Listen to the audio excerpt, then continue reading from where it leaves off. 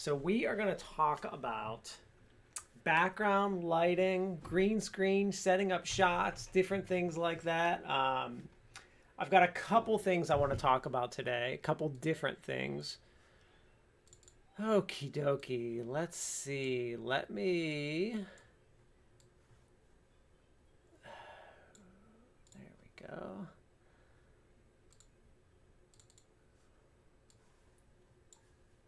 Let me make myself shrink a little bit here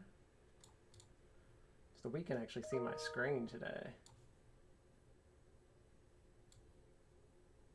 Oops.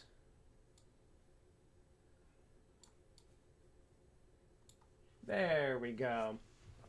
All right, so what I want to talk about today is I would like to talk about backgrounds. I want to talk about just some different things that you do when you're going to set up video, camera, different kinds of shots. That's what I'm going to be talking about today. On Thursday, I'm going to do an intro to Photoshop and start talking about get into Photoshop stuff. And then next week, I'll get into Photoshop stuff more in depth. So if you're following along with the stuff that I'm doing on the Tuesday, Thursday, 2 p.m. thing, that's kind of my plan. So the first thing I want to talk about, all right, so we've got, let me just minimize this for now. So we've got backgrounds, lighting, setting up a shot. So that's what we're going to get into today. So let's get into it. So the first thing I want to talk about, so whenever I'm going to take any kind of video or I'm going to take a picture of anything, one of the most important things that I need to be aware of is making sure that my shot is actually correct. So what does that mean? That means that the last thing I want to do is have to apply a filter or have to take it into Photoshop. The less work that I actually do, the better. And let me just pull this up so I can make sure I see any comments if they come up here. The less work that I actually do, the better. So what does that mean? That means that if I can change the lighting of my picture or my video, I would rather change the lighting at home or in my studio for the shot than have to go into Photoshop and edit it. Because the problem is I might not be able to make it perfect. So the more stuff you can do at home or in your studio, wherever you're doing this, the better. So the more that I know, the more I can do, the better it is. All right, and some of the things I want to go over today are things that you're going to want to use during an interview or just with general webcam, anything that you're doing where we're meeting via Zoom or something like that, things that you're going to want to take into consideration, especially with coronavirus. You want to make sure when you're doing Zoom sessions, especially if it's an interview, and I know a lot of you are applying to various jobs right now, that things are set up correctly. So I'm going to actually turn on some lights here and I'm going to show you guys. I'm going to grab a light and I want to show you some. So let's start out with lighting and backgrounds. Let me get a light. Be back in one sec. I'm literally just unplugging something. Okay, so there are, and you're hearing some noise as I'm getting stuff out of my office here. That's actually my green screen making that noise. So for lighting, there are a bunch of different kinds of lights that you can use. Let me actually make myself bigger here now that I'm showing you some stuff and I'm not just on the internet yet. All right, so the light that I have here, this is just a regular desk lamp. You can literally buy these from Walmart for, you can buy these for about between $7 and $15. When you use these, you use an actual white light, it's called daylight or white light. This is what I use for my lighting. These are if you're using a white light with this, it is the same exact light that you're going to use with a professional light. And it's significantly cheaper. So I have professional lights that I use in the office. I'll show you a picture of the professional lights that I use in just a minute that I have in the office. But at home, I use these. Why do I like these? I like these because A, they're cheap, literally $7 a pop. I can use them for my nightstand or whatever. They're really easy to hide. I can put them in my closet. I can put them anywhere. The professional lights I use are big and they literally don't fit anywhere. These I can put on a desk, I can put on a book, I can put in a corner, I can move them around anywhere. All that you need is to make sure that you have a white or daylight bulb. That means it's not like one of the ones that makes you yellow. It's a white light that gives you an actual, takes out all the extra color so that it's almost like a white bluish rather than this yellow orange tint on your face or whatever you're looking at. So you see the true colors. So these are the lights I prefer. These are the lights I use for my video. I have probably 10 of these lights. Now, one of the things you're probably asking is, well, what if I use this light and it is too bright, like it's shining in my face too bright? So when you buy professional lights, they come with a nice cover. They come with a nice cover. For these lights, what I do, you can actually see a piece of tape here, wax paper. It's perfect, works, it's brilliant, works perfectly. And I can put multiple layers if I want to. It depends what I want to do. So I have certain lights that I have no covers for. And then I have certain lights that I have like 2 or 3 layers. Now, there are also different kinds of things called gels. So what a gel is for a light is, let's say I want like the ambience of the room to be like blue or purple. And let me actually do it because I have some gels set up here in my office. Do you see the blue color in the background forming? Let's see it. I've also got some red as well. The red actually makes it not appear too well. I don't know if you can see that. Oh, there you go.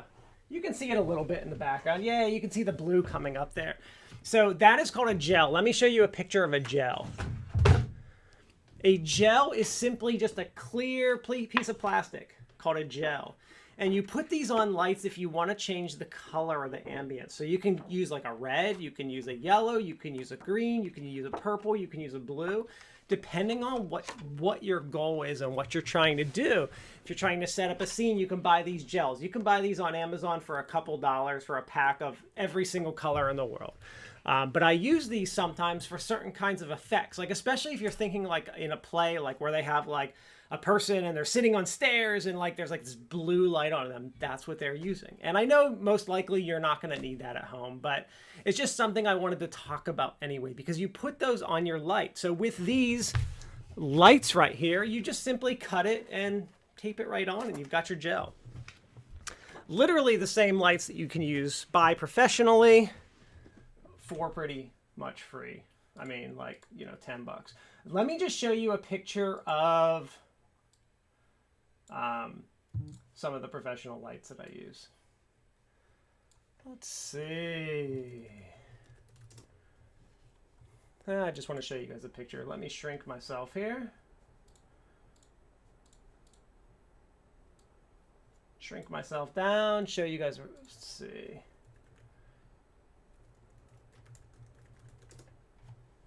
There we go. And you can see the professional lights are not expensive. I mean, right here is a perfect example of what they are.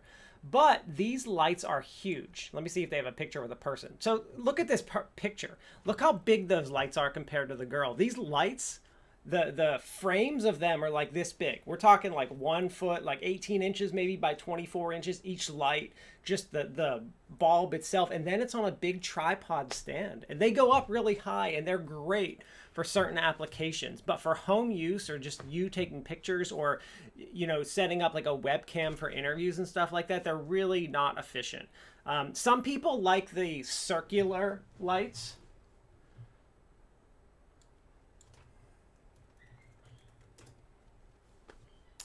Here we go. Some people like these rings, and the rings are fine. I mean, they're just as good as anything else. The problem with the rings, again, is that like this one ring right here is $90, and I can literally buy 9 of these for the same price as one ring. So the fact that I can buy multiple is a big factor, because when I'm doing lighting, I don't just have one light like in front of me. I actually have multiple lights coming in, especially depending on how dark it is in your room. You might need lights behind you, to the side of you, in front of you. So the option to have many is a good thing. All right, are there any questions about lighting?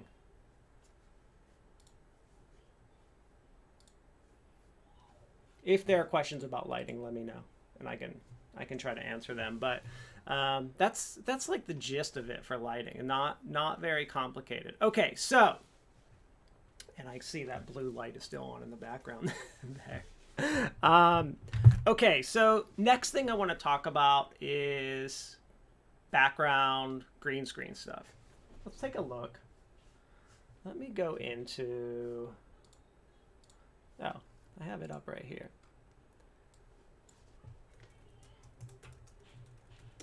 Let me show you a green screen sample. Sorry right now that you're, I have my green screen is behind you right now. One of my green screens, because I have multiple. So, this is simply a green sheet. Just a green sheet. It is chroma colored green. It's simply a green sheet. I mean, if you can buy this color sheet at Walmart, you can buy it. This sheet was probably $9 to $20 on Amazon. And I can show you some examples here on the internet because you can see I have it pulled up. But the point of a green screen is that you want to cut yourself out of the image. So for those of you in my class watching this, you had an assignment where you had to cut yourself out of an image. And it's not a simple process. But if you're going to cut yourself out of an image or change your background, or for any of you that have used Zoom, they have like the take yourself out of the image. If you're using a green screen, it makes it significantly easier because there's this one color behind you and you don't match the color at all. You can also use chroma. You can use blue. You can use white. You can use black. But green and blue really work the best. Green is the preferred color. It's called chroma green is the color. There are multiple types of green screens that you can buy. This is simply a sheet that you would hang up. You can buy all kinds of different contraptions to hang the sheets, but it's as simple as having a sheet. Now, I do have some preferred methods of green screen. So you can see any of these sheets here. This is exactly what I just showed you.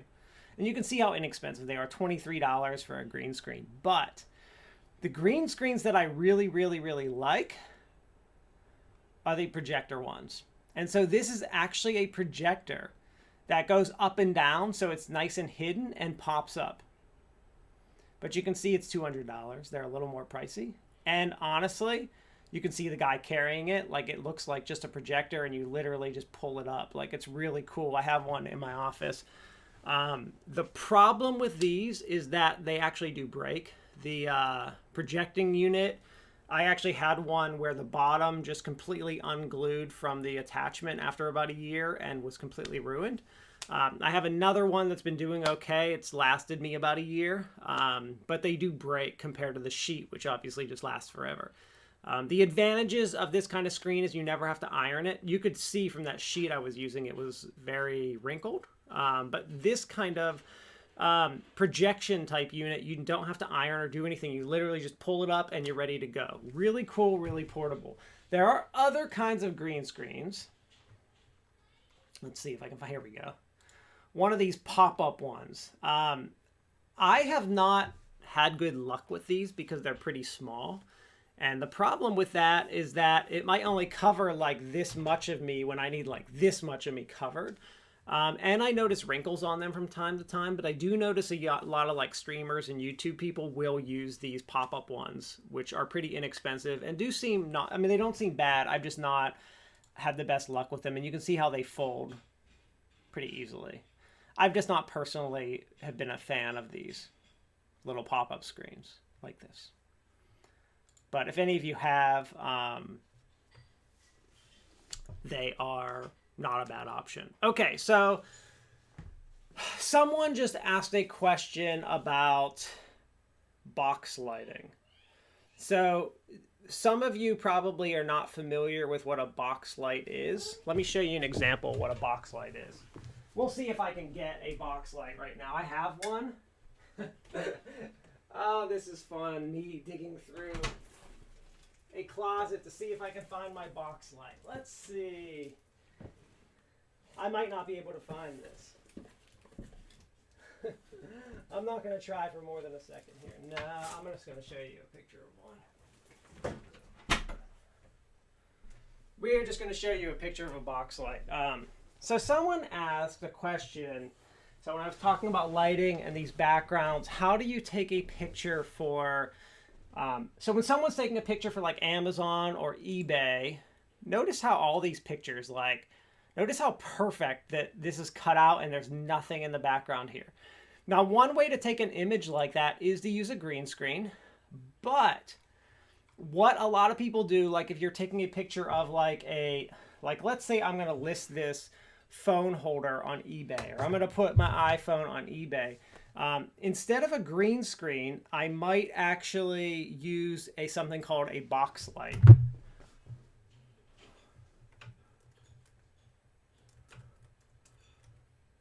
There we go. Oh, it's completely spelled that incorrectly.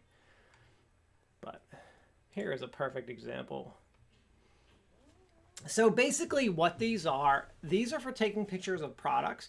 And basically what it is, it's a completely white box that you can shine light on the sides of it, above it, behind it, or in front of it, or all of the above to get rid of the shadows, so that you can take a picture with a white background so that you can put that picture up on eBay or Amazon. My experience with them is that they are great as long as your object doesn't have a lot of white in it. Because if you're trying to take a picture of a white object with a white photo box, there are some issues with separating the actual lines. And there are some issues trying to use a green screen with a product like that, because notice how the picture that you're looking at right now on the screen, you can see this picture. Notice that the glare is white from the light. If you were using a green screen like this, the glare might actually have a green tint to it. So when you're taking a picture of a product, you have to be very careful setting it up, because the less you have to do in Photoshop, the better. You want to be able to take care of it in Photoshop if you need to, but the less you do, the better. So these light boxes are awesome. You can find them. This is $25. Super cheap on Amazon for a light box. You don't even need to buy one of these. You can actually get a white piece of poster board and simply create a light box using a white piece of poster board. Just put the poster board like the bottom and curve it against a wall. Tape it and take pictures. You can do that as well. You do need multiple lights for a light box so that you can get rid of all the shadows. You usually need lights on the side, back, sometimes front and top. Sometimes you need all of the above, which is one of the reasons why I love having multiple lights. But I've had a lot of experience taking pictures with a light box, and it's a frustrating process. It takes a lot of time to set it up just for one picture. It is a lot. And you have to change your lighting for every different product, because they're all different sizes. So the shadows and stuff change. So it's a lot of work. You can put green or blue. Someone asked if you can put different colors in the box. You can, but again, you're dealing with the reflection of those colors on the shadow. So you don't want like a green tint on your object. So you really want a white box. And Amazon and eBay prefer a white background. So they're trying to get you to use a white light box so that you have a white background. So that's one of the reasons that people do that. But it is a process to do. I've had luck with it, but I usually have to take those photos into Photoshop and play with them more than usual. But I've probably taken thousands of photos in a light box, and that's because my wife has a company and I have to take pictures. I do a lot of her photography, so I have to take pictures of her products. So we have a light box, and we've been doing it for years, and it's a lot of work to do it. And you definitely need a high-res camera to use a light box. Otherwise, your photos you're not going to get the level of detail to be able to zoom in Photoshop and cut things out if you're trying to use like a camera phone. It's just not going to work well. That's funny because the example here showed a camera phone, but I totally would not recommend that for this kind of photography. Any questions about light box stuff? Okay. Move on to the next thing. So that's lighting. I've talked a little bit about lighting. I've talked a little bit. So one of the funny things, just to tell you about lighting, is you don't notice lighting issues until someone has really, really bad lighting issues. It's kind of like sound. Like I talked about sound the last time. I told you guys like I hated this microphone, which I just reviewed it yesterday. Put it up on my YouTube channel, how bad it was. It's like you can't tell sound is bad until you just hear tons of static. And then you're like, okay, this is bad. Like there's a problem. Light's the same way with photos or video. It's like the same kind of thing. All right, so let's talk about like, let's start out with video, setting up like a photo or video of yourself. So why do you need to do this? So I've needed to take photos of myself to send to people for like interviews and stuff. I've needed to take photos of myself for like my picture to show up correctly on like Skype or Zoom, so that I had like business professional photos for like LinkedIn or something like that. And then I have to do, as I'm doing video right now. I'm doing video all the time. So I'm always thinking about my surroundings and how I'm making those videos. So let's start out with taking photos of yourself. So it's very difficult to take a good photo of yourself. So what I do when I'm trying to take like that picture for LinkedIn or like for my resume or something like that, a lot of times I don't even want a background. Like I'm going to be standing in front of a green screen and I'm really going to probably cut myself out to have like this white background in the back so that I stand out. So I have to figure out, how do I take this picture of myself? Like, do I set my camera up on a timer and like stand in a pose or something like that? Like, how do I do that? So here's what I found for taking pictures of yourself. And I just want to say, like, this is for professional use, but like you can use this for anything. But I think for professionally, like for my resume, website, that kind of stuff, how do I do it? So here's what I do. I take either video camera or I take SLR. Now you could totally take your cell phone and do this too, but the quality is not going to be as good. And I record video of myself. I record video of myself. And I stand in 10 different ways, change some facial expressions, whatever it is, numerous different ways using video. And then what I do is I upload that video to a video editing program like Adobe Premiere and find out where the best frames are. And I'll take that one frame, and I don't actually take photos of myself. I take a video because the video will capture every single thing. Whereas the photo captures like that, the video will catch me doing the whole entire pose where I can see, well, what did I like best about this? So I find when I'm taking pictures of myself like that, I prefer to do a video and capture frames from the video. I think it's much easier to get a better shot because I'm not looking through the lens while I'm taking it. So that's one of the little tricks that I do when I have to take a professional picture of myself, is that, and like you'll be asked, like someone will ask you guys, like if you're doing a presentation somewhere, especially like a Zoom one or something, they might be like, hey, can you send me a professional picture that I can send out or put on this flyer or something like that.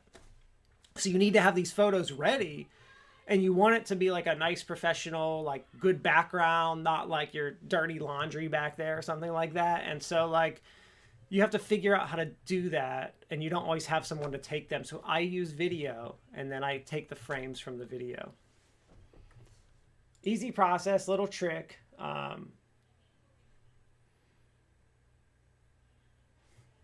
I got a little error that there's some lag or something like that.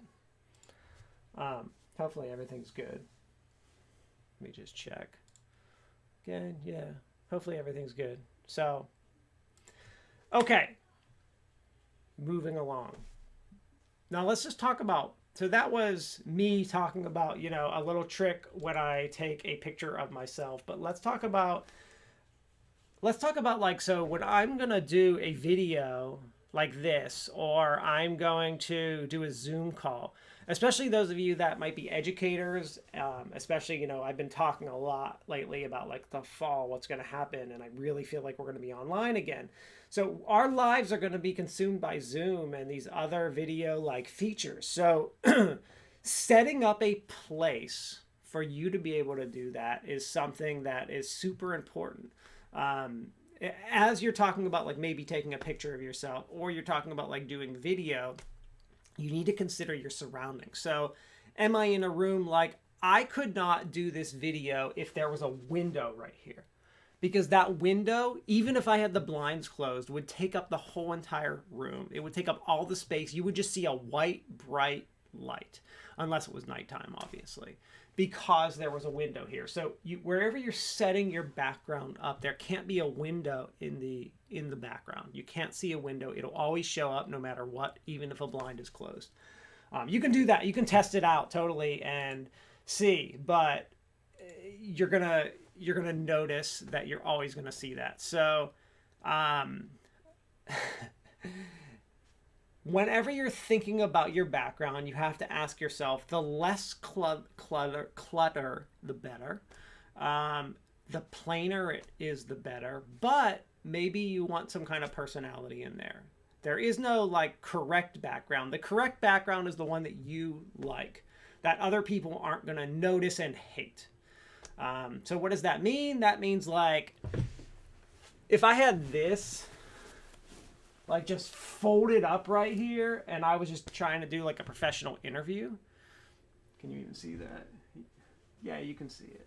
If I just had this folded up right here and I was trying to do a professional interview, you'd probably be like, what in the heck is that green ball of whatever? That's just like, your focus would be there on like the green sheet that's just folded up on my desk for no reason whatsoever.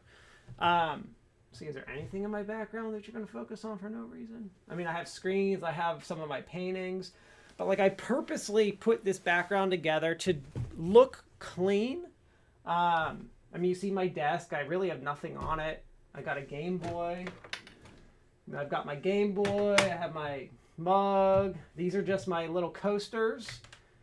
And that's it. I got my camera, my 2 monitors. Those are all my paintings going across there.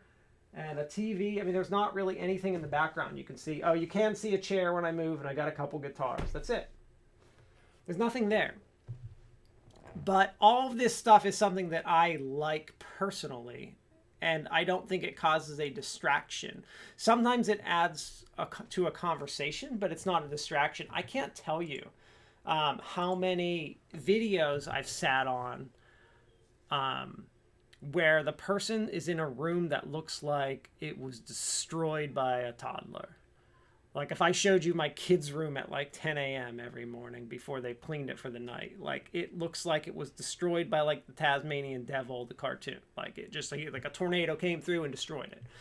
Like I've seen lots of people going through Zoom calls like that. So the big things I like to focus on, I already mentioned the video and audio quality last time when I start talking about that stuff, is the lighting and the background, what everyone is seeing. How much of you are they seeing? What kind of chair are you using? This is my gaming chair, which I like. I purposely wanted the look of the gaming chair because it's what all the streamers use.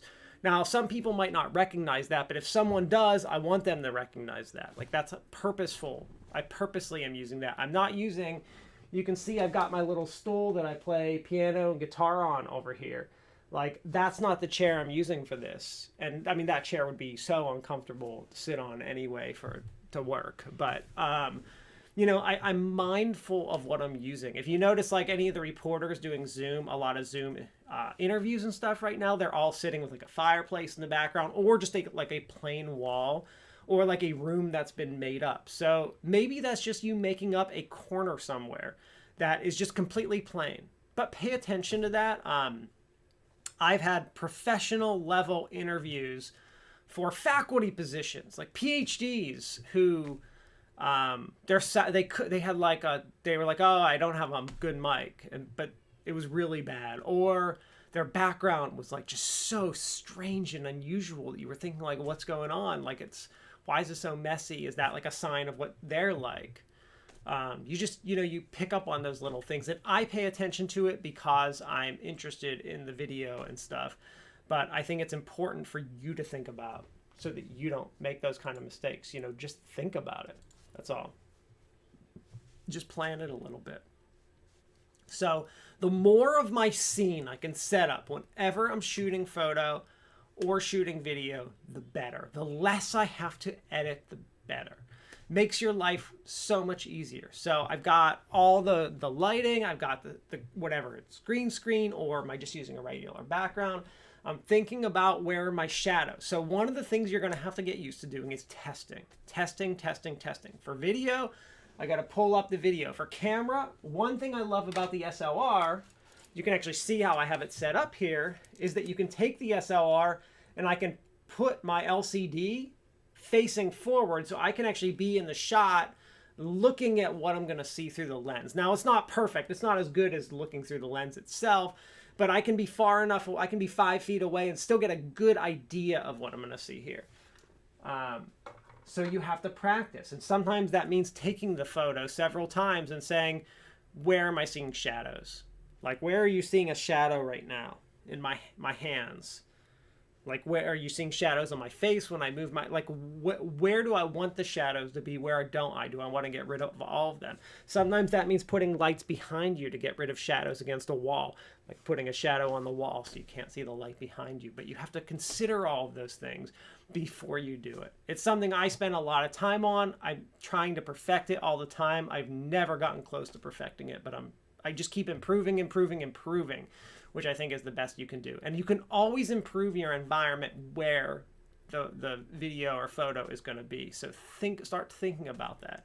It does make a difference. People do pay attention. It's like when I talk to people about like dressing professionally, when I worked at Booz Allen, so like one of the things we would do is when we would interview someone, I could tell a difference if you walked in there. Now, I can't judge women's clothing because I don't know the first thing about it. I barely know anything about men's clothing. So, but I can tell the difference between someone who's bought a nice suit and had it tailored versus someone that has a suit that doesn't fit them correctly. And I noticed that in 1 second before I've even shaken your hand. Well, we don't shake hands anymore. Before I say hi to you at the interview, you can tell in 1 second if this person, how much they cared about this interview to have a nice tailored suit or not. I can tell in 1 second whether they did that. Same thing with the photo and video. I can tell in 1 second if this person did anything or nothing to prepare. So it does make a difference. So I do recommend that you start thinking about those things. And I think that's everything I wanted to talk about today. Pretty sure that's it. I don't know if there are any questions. But if there are, you can ask them. I think that's about it, though. That's really all I wanted to talk about today and all I wanted to show. On Thursday, I'm going to I want to do an intro to Photoshop. I'm going to go through the program, just some of the basics. I want to really get into like layers and some things like that. Talk about like, especially like exporting, saving different file formats, starting an image, opening them up, just some basic things like that. And I'll be able to answer any questions. I'm doing a cool interview tomorrow with Carl Kopp, gamification guy. So that'll be posted up on my YouTube channel probably Thursday. He's probably the biggest name in our field right now, so it's going to be a really exciting interview. I'm really happy to talk to him, so that'll be fun. I've got those two things coming up, and then let's see what else. I'm also working on, I'm going to be doing a big walkthrough and review of Adobe Rise, or Articulate Rise. Sorry about that, Articulate Rise. So if any of you use Articulate Storyline, if you don't, you will know what it is soon enough. I'm going to be doing a big review, walkthrough, and a how-to video using Rise. It's a pretty cool piece of software, so I'm going to be reviewing that soon. And I reviewed this mic yesterday, which I already told you guys just completely is terrible. It's like the worst thing in the world. So disappointed in that microphone. So anyway, guys, have a good day. It's raining out. It's like miserable here in Wilmington today, which it's actually a good break. I'm kind of excited about the break in the weather. I think we needed it a little bit. I had to plant some grass in my yard, so I'm really glad that it's raining because I hope it grows. Otherwise, that's it. See you guys.